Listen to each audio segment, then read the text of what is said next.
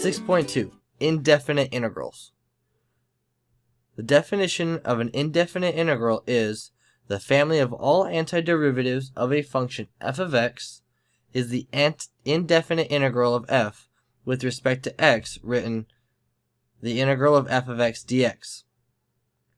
If f is a function such that f prime of x equals f of x, then the integral of f of x dx is equal to capital F of x plus c, where c is an arbitrary constant called the constant of integration.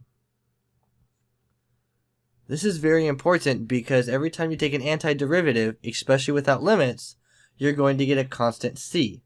This constant c stands for any number, and the reason for this, as we saw in last section, is one derivative can have many antiderivatives because of a different constant. Although definite integrals and indefinite integrals look similar, they are not alike. A definite integral is a number, the limit of a sequence of Riemann sums, also represented by the area between the curve and the x-axis. So a definite integral, again, is a number, and usually represented as an area. An indefinite integral is a family of functions having a common derivative. So an indefinite integral does not give you area. However, we will use our skills that we learned in Chapter 5 when doing definite integrals in order to solve indefinite integrals. So in example 1, we're going to evaluate the integral of x squared minus sine of x dx. Now notice that we do not have limits. This means that this is an indefinite integral. So when you solve this, you do it the same way as definite integrals. All we have to do is integrate. So the integral of x squared is x cubed over 3, and the integral of sine of x is negative cosine.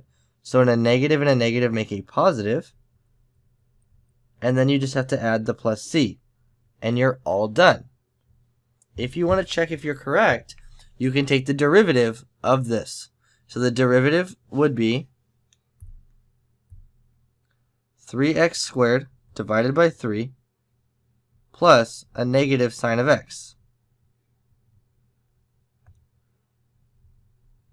And then the constant becomes 0, so you get x squared minus sine of x. And you're back where you started. The next thing you need to do is copy down this list of integral properties, which is going to be a nice little cheat sheet while you learn more properties about indefinite integrals.